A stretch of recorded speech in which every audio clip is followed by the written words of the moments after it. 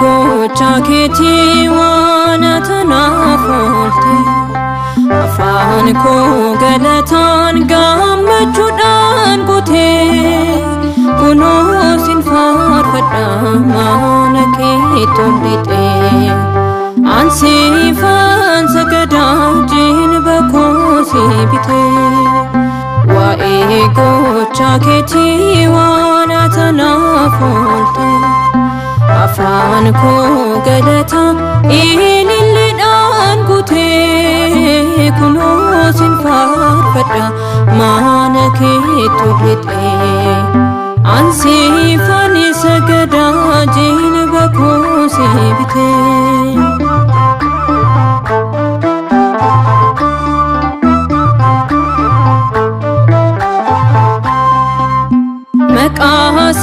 maqaasiidhaadhee ba'ee biyya kootii maatii kosoon jedhee nakkaatee jettetti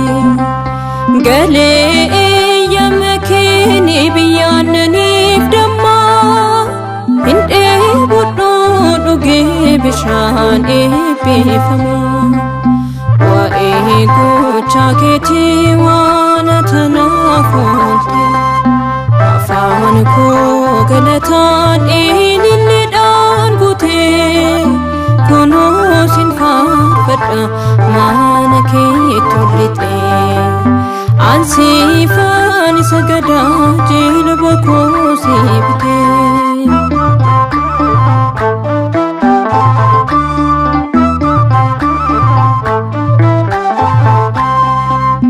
yemmuun taa'ee aduu barootaan dabarsee jireenya koos dhabee sinis gaaddisisee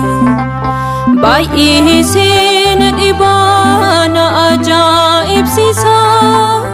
ati naatti lakkoofne yakkaa koo kaleessa waa'ee gocha keetii waan atanaaf goote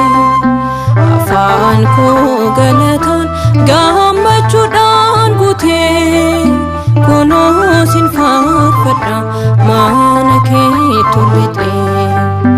ansiifan sagadaa jilba koo si bitee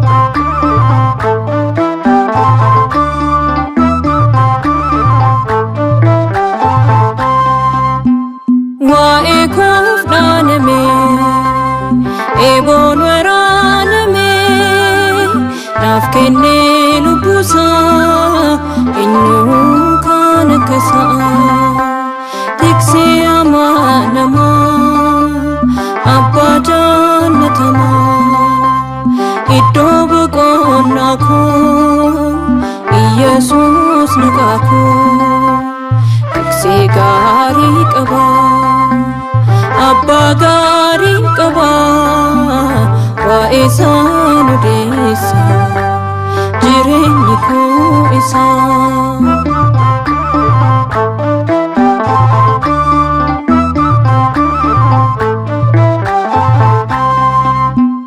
naaf yaadaa hundarraa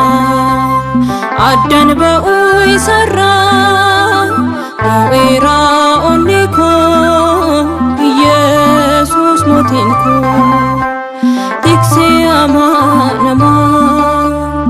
abbaa jaallatamaa iddoo boqonnaa koo Yesuus nagaa koo tiksee gaarii qabaa